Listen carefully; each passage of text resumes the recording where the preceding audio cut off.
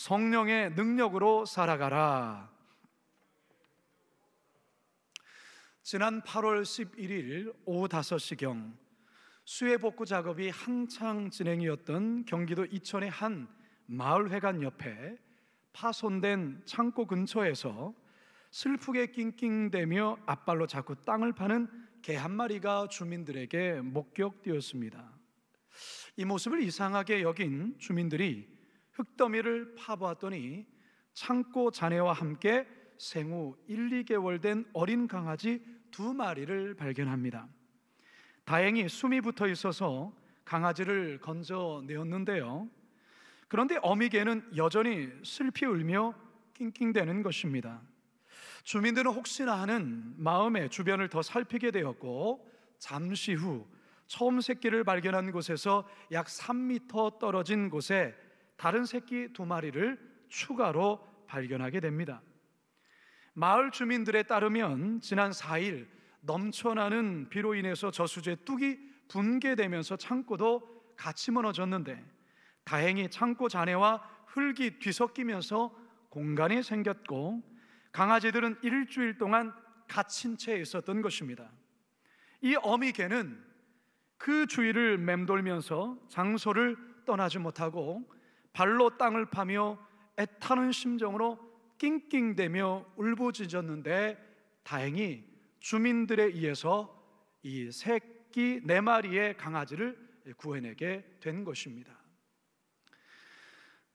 사랑하는 성도 여러분, 비록 말 못하는 짐승이지만 위태함에 빠진 새끼를 살리려는 모성애는 사람이나 짐승이나 다 똑같다 할 수 있습니다. 모성애는 위대하다, 여자는 약하지만 어머니는 강하다라는 말을 들어보셨을 겁니다. 이처럼 모성애에는 놀라운 힘이 있고 모성애에는 놀라운 기적이 있습니다. 그런데요, 이 같은 모성애가 우리 성령 하나님에게서도 발견된다는 사실입니다. 하나님의 자녀가 죄에 빠져 그 영혼이 죽어갈 때, 이런저런 환경과 공경에 빠져 허우적거릴 때 성령님은 깊이 탄식하시며 필사적으로 하나님의 자녀들을 살리려 하신다는 겁니다. 오늘 본문이 이 같은 사실을 우리들에게 알려줍니다. 바라기는 코로나19의 재확산으로 다시금 힘겨워지는 지금의 상황에서 오늘 성경 말씀을 통해, 오늘 설교의 말씀을 통해 성령의 능력을 힘입고 이 어려운 난국 잘 헤쳐나가시기를 주님의 이름으로 축원합니다. 따라 하시겠습니다. 우리의 연약함을 아십니다. 오늘 우리가 대하는 로마서 8장은 성령장이라 불릴 정도로 성령에 관해 아주 유명한 본문입니다. 특별히 오늘 우리가 읽은 26절은 성령이 연약한 성도들을 어떻게 돕는지를 잘 알려주는 아주 귀한 말씀이지요. 우리 26절 다 같이 읽겠습니다. 시작. 이와 같이 성령도 우리의 연약함을 도우시나니 우리는 마땅히 기도할 바를 알지 못하나 오직 성령이 말할 수 없는 탄식으로 우리를 위하여 친히 간구하시느니라. 아멘. 자, 우리가 여기서 주목해야 될 대목이 바로 우리의 연약함이라는 표현입니다. 우리의 연약함. 연약함으로 번역된 헬라어는 아스테네이아라는 단어인데요, 이 단어의 뜻은 힘이 없어 연약한 상태를 말합니다. 열왕기하 19장 3절에 보면 아이를 낳을 때가 되었으나 해산할 힘이 없도다라는 말씀이 나옵니다. 산모가 해산할 때가 되어서 아이를 낳아야 되는데 힘이 없어서 아이를 낳지 못하는 이 어려운 상태, 이 안타까운 상태, 바로 이 연약함에 대한 내용이 바로 이와 같은 뜻이라는 것이죠. 영국의 신학자이자 주석가인 위클리프는 이 연약함에 대해 사태를 분석하지 못하고 그것에 관해 지혜롭게 간구하지 못하는 무능함이라고 설명을 했습니다. 따라서 이것을 종합해 보면 연약함이란 육체적으로, 정신적으로, 영적으로 힘이 없어 아무것도 할 수 없는 무능한 상태, 바로 이것이 연약함이라는 뜻이죠. 성도 여러분, 놀랍게도 우리는 이 연약함, 이 무능함을 예수님의 12 제자들에게서도 찾아볼 수가 있습니다. 3년 반 동안 예수님과 동고동락하며 예수님의 수많은 기적을 목도하고 귀신을 쫓아내고 많은 이들을 고치는, 치유하는 능력까지 받았던 이 제자들, 그런데 이 제자들이 예수님이 붙잡히던 그날 밤에 예수님을 배신하고 다 도망쳐 버립니다. 수제자인 베드로마저 여종 앞에서 예수님을 부인할 뿐만 아니라 저주하기까지 하죠. 마태복음 26장 74절입니다. 시작. 그가 저주하며 맹세하여 이르되 나는 그 사람을 알지 못하노라 하니 곧 달기 울더라. 자, 그런데 여러분, 베드로를 비롯해서 모든 제자들이 몇 시간 전까지만 해도 무슨 말을 하며 호언장담했는지 아십니까? 마태복음 26장 35절을 보시면 시작. 베드로가 이르되 내가 주와 함께 죽을지언정 주를 부인하지 않겠나이다 하고 모든 제자도 그와 같이 말하니라. 내가 주와 함께 죽을지라도 주를 결코 부인하지 않겠습니다. 베드로를 비롯해 모든 제자들이 몇 시간 전에 그렇게 고백하였던 것이죠. 그러나 그랬던 이들이 위기의 상황에 몰리자 예수님을 저주하고 부인했던 것입니다. 이게 바로 제자들의 연약함, 베드로의 연약함입니다. 사실 베드로 자신조차 이럴 거라고는 상상하지 못했을 것입니다. 그래도 자신은 예수님의 수제자이기에 다른 제자와는 다르다고 생각했습니다. 다른 제자들은 예수님을 배반해도 자신만큼은 죽는 난이 있더라도 절대로 배신하지 않을 거라 장담했던 것이죠. 그러나 베드로 역시 두려운 상황 앞에 서자 연약함의 실존과 마주하자 그는 예수님을 부인했고 그동안 신뢰하며 따랐던 그 믿음을 저버렸던 것입니다. 성도 여러분, 이 시간 말씀 앞에 서 있는 여러분들은 어떻습니까? 이 베드로의 모습 속에, 제자들의 모습 속에 저와 여러분의 연약한 모습은 없습니까? 최근 여러분들이 살아가시면서 여러분이 마주하고 있는 연약함은 과연 무엇입니까? 코로나라는 이 어려운 상황 속에, 교회를 올 수 없는 이 초유의 사태 속에 그래도 초반에는 어떻게 하든 믿음과 신앙을 지켜보려고 애를 썼던 마음이 시간이 점점 흐르면서 우리의 신앙 나태하고 우리의 신앙 추락하고 우리의 신앙 점점 허약해지고 있는 것은 아닙니까? 코로나19의 사태 속에 우리들의 신앙의 연약함과 혹시 마주하고 있지는 않습니까? 인정하고 싶진 않지만 그런 연약함 앞에 솔직히 부끄러운 모습 갖고 있지 않습니까? 그런데 성도 여러분, 참으로 역설적이지만 하나님의 은혜는 나 자신의 연약함의 실체를 마주하는 그 순간부터 시작된다는 사실입니다. 무슨 말입니까? 자신의 무능함과 자신의 연약함을 철저히 깨닫는 그 순간부터 하나님의 역사는 시작된다는 것입니다. 그래서 다윗은 시편 39편 4절을 통해 이렇게 기도를 합니다. 여호와여, 나의 종말과 연한이 언제까지인지를 알게 하사 내가 나의 연약함을 알게 하소서. 내가 나의 연약함을 알게 하소서. 나의 연약함을 마주하는 순간 부끄럽고 창피하지만 바로 그 순간부터 하나님의 은혜의 역사가 시작된다는 것입니다. 더욱이 하나님은, 성령 하나님은 우리의 연약함을 너무나도 잘 아십니다. 무엇 때문에 우리가 넘어지는지, 무엇에 우리가 힘들어하는지, 무엇 때문에 아파하고 눈물 흘리는지, 무엇에 비겁한지, 무엇에 우리의 신앙이 흔들리는지 우리 하나님은 아십니다. 시편 103편 14절의 말씀에 보면 이는 그가 우리의 체질을 아시며 우리가 단지 먼지뿐임을 기억하심이로다. 따라서 사랑하는 성도 여러분, 이 시간 우리 하나님 앞에 괜찮은 척하지 마시고 강한 척하지 마시고 하나님 앞에 있는 모습 그대로, 내 연약한 모습 그대로 하나님 앞에 나아가시기를 바랍니다. 삶의 여러 많은 문제들 앞에서 흔들리고 때론 넘어지고 부족한 그 모습, 연약한 모습 그대로 주님 앞에 서시기 바랍니다. 바로 이 찬송가의 가사처럼 말이지요.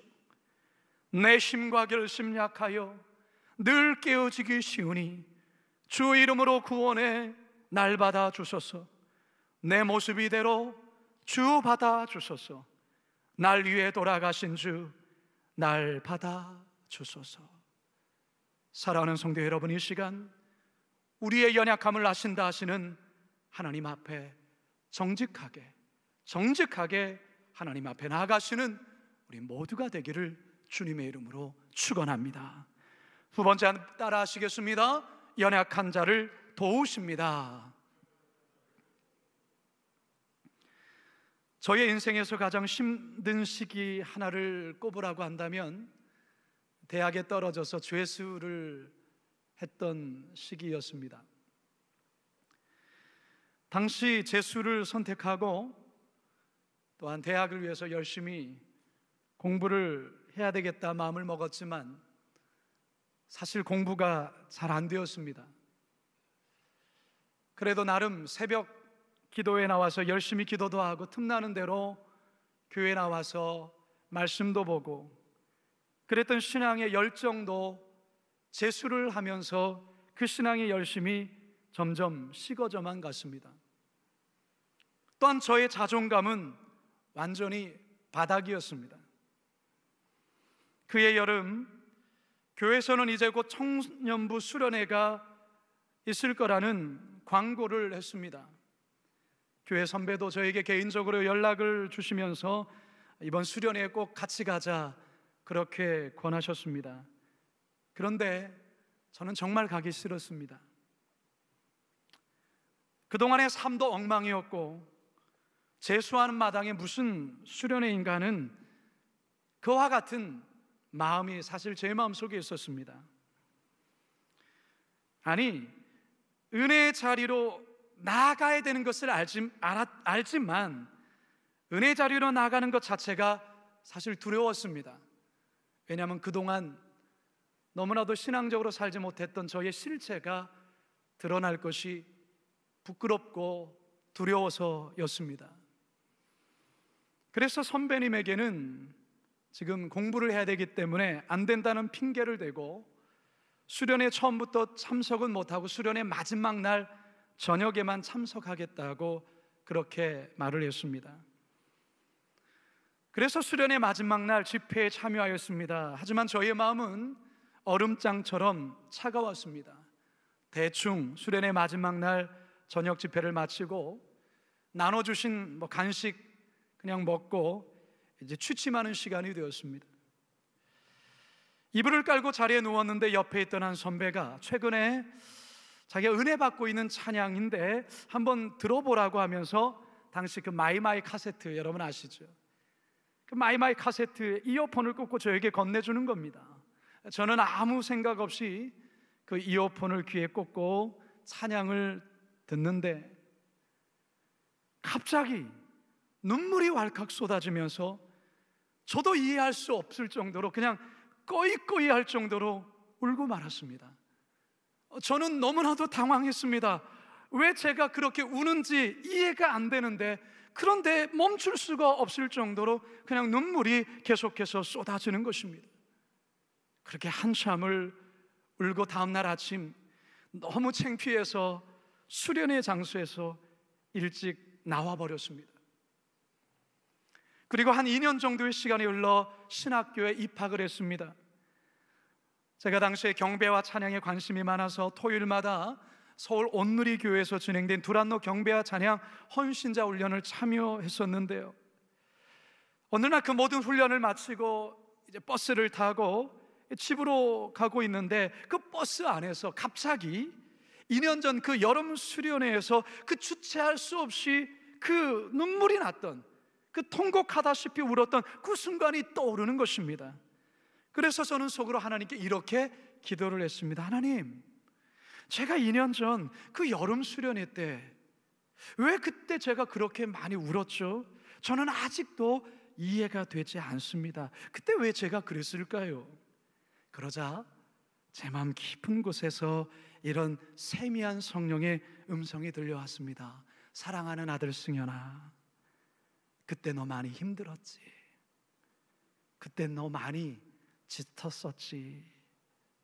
그때 너 그렇게 통곡하며 울었던 거, 그거 네가 온 게 아니라 바로 네 속에 있는 바로 성령 하나님 내가 너를 대신해서 그렇게 울었던 거란다. 내가 너무 힘들어하기에, 너의 자존감이 완전히 바닥났기에 내가 너무 안쓰러워서 내가 너를 대신해서 그렇게 울었던 거란다.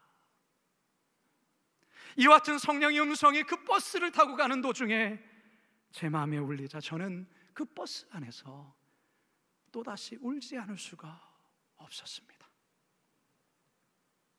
주님, 그때 저 정말 힘들었어요. 주님, 그때 저 너무 어려웠어요.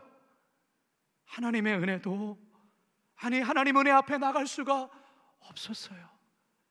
제가 저의 처지를 알기에.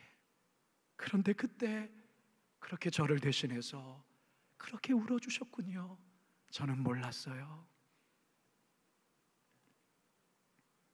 인생을 살다 보면 너무나도 힘들고 어려울 때가 있습니다.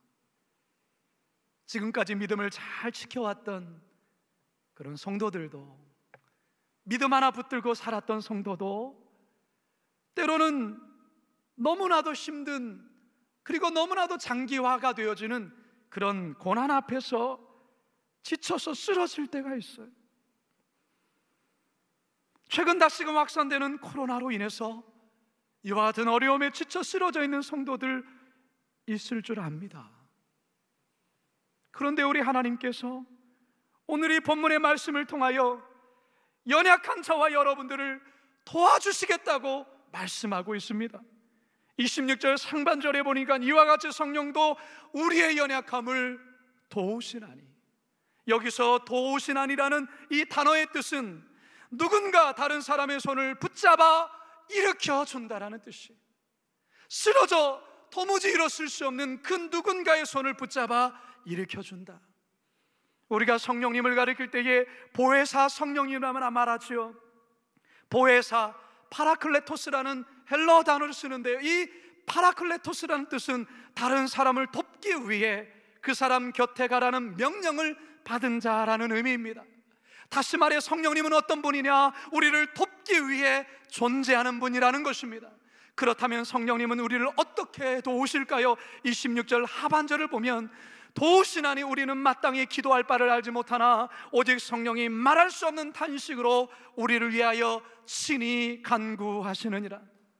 말할 수 없는 탄식으로 우리를 대신해서 간구한다라는 것입니다. 이것은 마치 서두에서도 말씀드렸던 것처럼 흙더미에 갇힌 4마리의 새끼 강아지를 구하기 위해서 어디를 떠나지 못해서 발로 땅을 파며 낑낑대며 울부짖었더니 어미개와 같이 우리의 성령 하나님이 그와 같은 심령으로 우리를 대신하여 탄식하며 성부 하나님께 기도한다는 사실입니다. 바로 이 시간도 말이죠, 이 순간도 말이죠, 어쩌면 저와 여러분들이 지금까지 부족하고 연약함에도 불구하고 이 시간 하나님 앞에 예배할 수 있는 것도 이 같은 말할 수 없는 순간순간 탄식하시는, 기도하시는 성령의 간구 때문에 오늘 우리가 이 자리에 있는지도 모르겠습니다. 기도할 힘조차 없을 때, 무엇을 위해 기도해야 될지 모른 채 막막한 상황 속에 그저 넋없이 하늘만을 쳐다볼 때, 그를 바라보시며 깊이 탄식하며 기도하시는 성령 하나님이 계심을 여러분 꼭 기억하시기 바랍니다.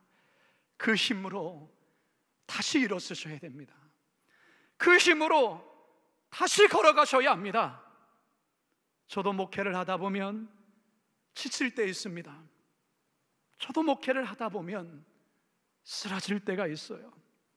그런데요, 지칠 때마다 조용히 혼자 불러보는 찬양이 하나 있습니다. 여러분, 이 찬양 우리 같이 한번 불러봤으면 좋겠습니다.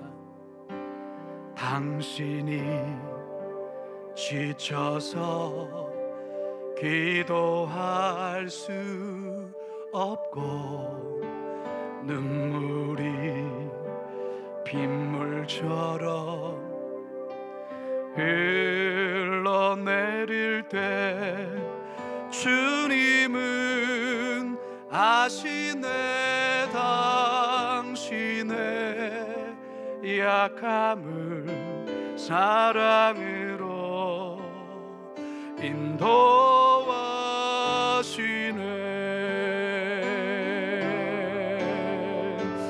누군가 널 위하여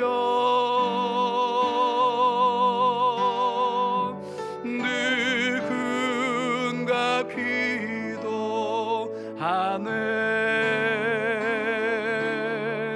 내가 홀로 외로워서 마음이 무너질 때 누군가 널 위해 기도, 누군가 널 위하여 한 번 더 기도하며 찬양합니다.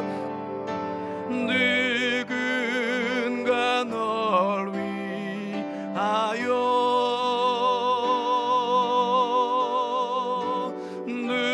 누군가 기도하네.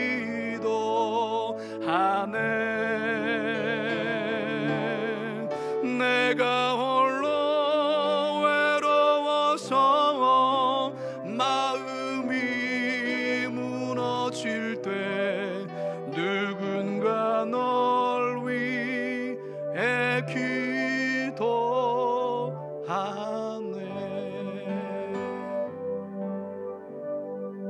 바로 그분이 성령 하나님이십니다.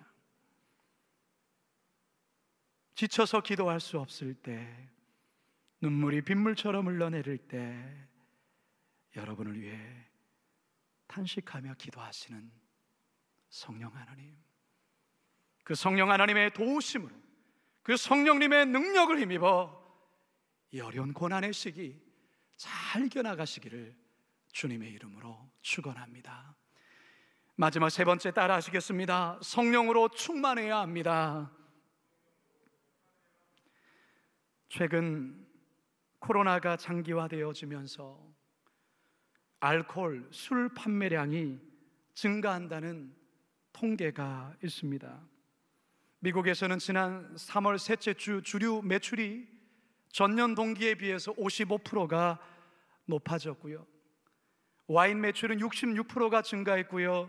미국에서 인기가 시들해졌던 맥주의 매출도 40%나 증가했다는 보고입니다.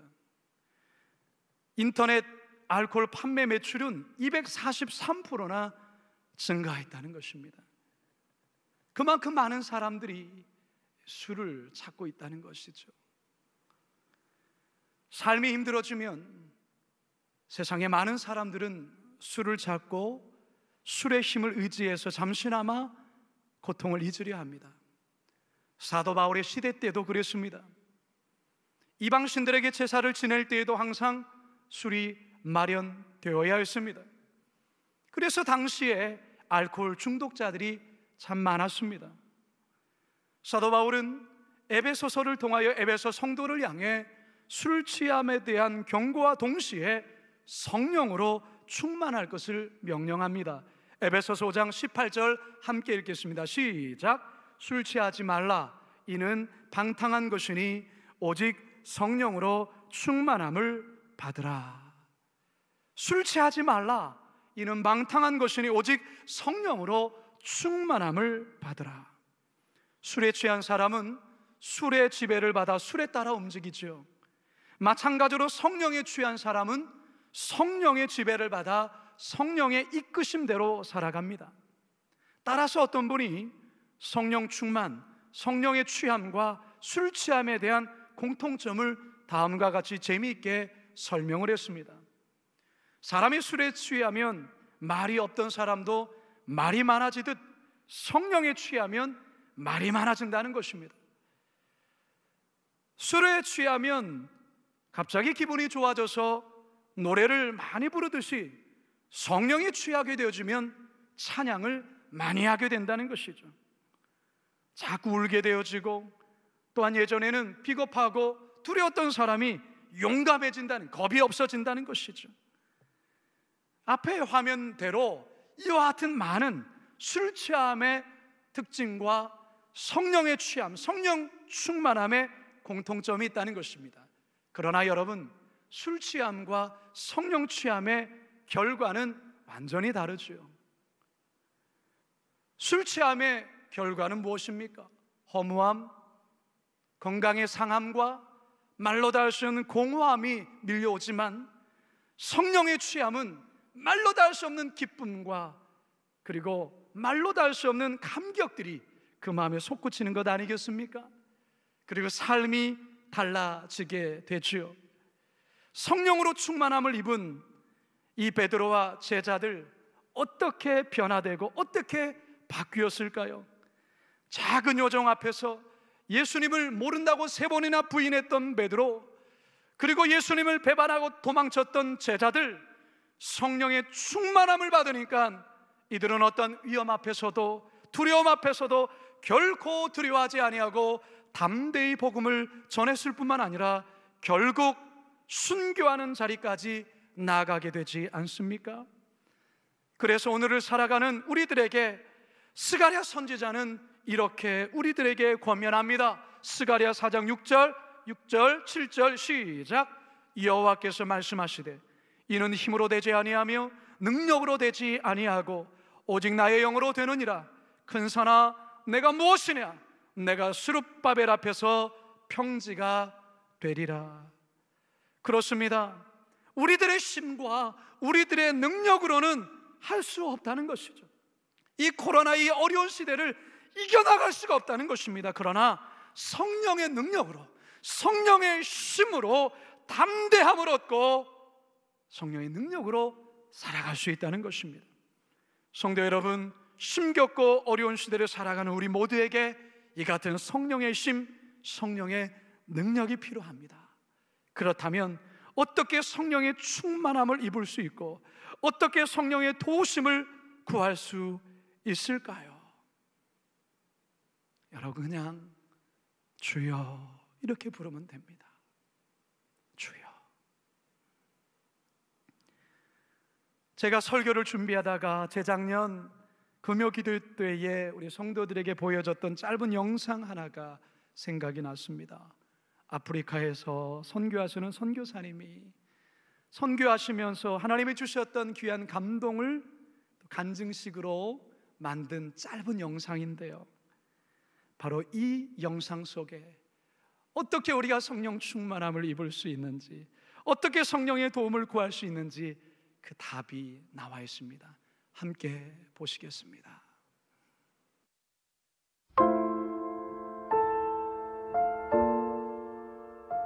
내가 살고 있는 것이 리무르, 티비오, 티밭이에요. 내가 이렇게 걸어가잖아요. 그러면 아래에서 이 꼬마들이 나를 올려다봅니다. 우리 교회 주일학교 애들이에요.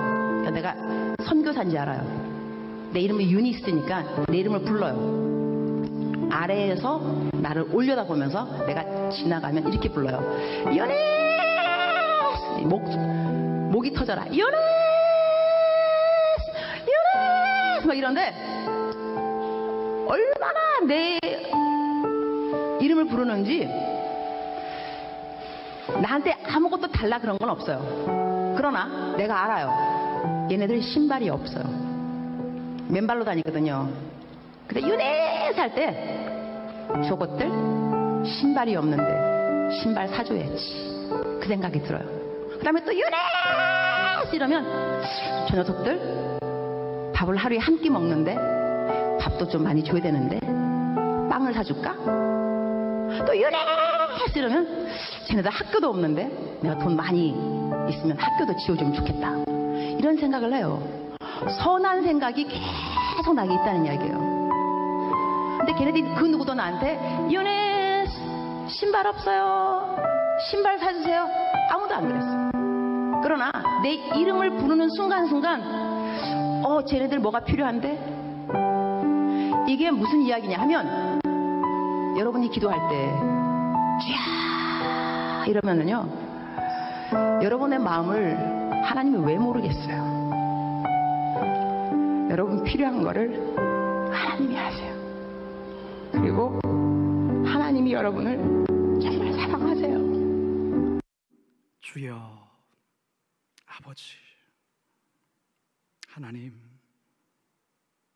이렇게 하면 됩니다. 이번 주간 우리는 다시금 확산되는 코로나로 인해서 풀썩 주저앉는 분들이 꽤 많습니다.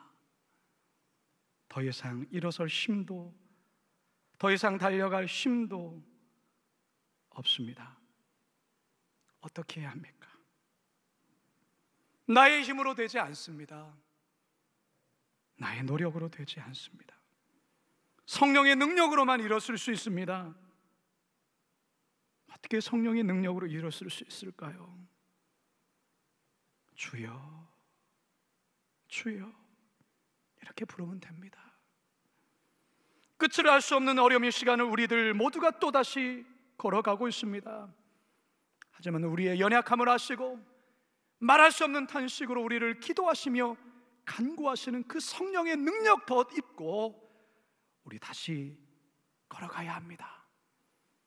이 시간이 예배 가운데 참여하신 이 설교를 듣는 우리 모든 성도 여러분들, 다른 기도할 수 없을지라도 그냥 주여라고 부르십시오. 그러면 우리의 연약함을 아시는 주님께서 나를 대신하여 통곡하시며 우실 뿐만 아니라 우리를 도와주실 것입니다. 이 성령의 능력 힘입어 이 어려운 현실 상황 잘 이겨나가시는 이번 한 주 되시기를 주님의 이름으로 축원합니다. 이 시간 우리 말씀을 기억하면서 우리 이 찬양 같이 고백합시다. 허무한 시절 지날 때, 깊은 한숨 내쉴 때 그런 풍경 보시며 탄식하는 분이 있네. 그와 같이 너희를 버려두지 않으리. 내가 너희와 영원히 함께하리라. 허무한 시절 지날 때, 깊은 한숨 내쉴 때 그런 풍경 보시며 탄식하는 분이 있네. 그와 같이 너희를 버려두지 않으리. 내가 너희와 영원히 함께하리라. 성령이 오셨네, 성령이 오셨네, 성령이 오셨네, 성령이 오셨네. 내 주에 보내신 성령이 오셨네. 우리 인생 가운데 주님 찾아오셔서 그 나라 꿈꾸게 한 성령이 오셨네, 성령이 오셨네, 성령이 오셨네, 성령이 오셨네. 내 주에 보내신 성령이 오셨네. 우리 인생 가운데 주님 찾아오셔서 그 나라 꿈꾸게 하시네. 우리 시간 같이 한번 기도합시다. 여러분, 다른 기도 못해도 괜찮아요. 그냥 주여라고 부르주세요. 하나님이라고 부르주세요. 그러면 성령께서 이 시간 여러분이 있는 그 자리에 임재하세요. 아멘. 우리를 도와주시겠다고 약속하신 성령님이 우리에게 찾아와 주실 거예요. 아멘. 우리 다 같이 주여 한번 부르짖고 함께 기도하며 나가겠습니다. 주여,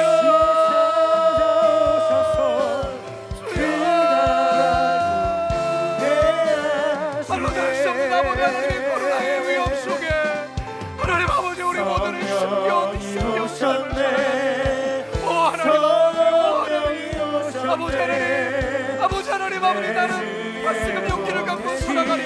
또다시 현실 앞에 주저앉고 또다시 주저앉게 되는 하나님, 그게 나의 연약함인 것입니다. 하나님 아버지, 말하면 나의 믿음이 괜찮다고 여기지만 이 코로나 상황 앞에서 여지없이 드러난 나의 신앙의 연약성을 발견하게 됐습니다. 그런 아버지 하나님, 그런 아버지 하나님, 연약함으로 나의 믿음의 신앙, 연약함으로 하나님의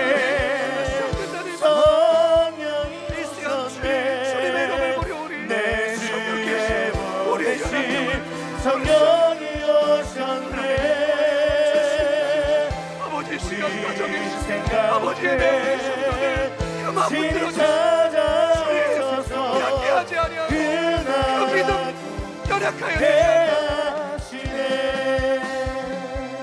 하나님, 다시 마음을 추스려서 다시 힘있게 살려고 결심도 하고 용기를 가졌는데 여지없이 또 확산되어져가는 이 코로나 상황 앞에서 무너지고 절망했습니다. 나는 나름 괜찮은 믿음을 갖고 있다고 생각했는데 코로나19가 장기화되어지면서 신앙은 점점 약해지는 것 같고 경건의 자리도 빼먹고 그저 적당하게 하나님, 나도 모르게 그렇게 신앙생활하는 나의 연약함을 봅니다. 하나님, 용서하여 주십시오. 불쌍히 여겨 주십시오. 그런데 하나님, 오늘 말씀 속에 그런 연약한 나를 아신다고 하여 주시니, 그런 나의 연약함을 알고 계시다고 하시니 주님, 뭐라 말씀드려야 될지 모르겠습니다. 하나님의 은혜의 역사가 나의 연약함의 실존과 마주하는 그 순간 하나님의 은혜의 역사가 시작된다는 이 말씀 다시 한번 붙듭니다. 주님, 기도할 힘도 없고 기도할 능력도 없는 우리 성도들, 주여 단지 주여라고 부르짖을 때 주님 임재하여 주셔서 그 손 잡아주시고 이 험하고 이 어려운 이 코로나 시대에 다시 일어나 걸어갈 수 있도록 새 힘 허락하여 주시옵소서. 이번 한 주간 코로나가 점점 확산되어지는 이 어려운 이 상황 속에 성령이 주시는 능력으로, 성령의 힘으로 잘 이겨나갈 수 있도록 도와주시옵소서. 예수님의 이름으로 기도드리옵나이다. 아멘.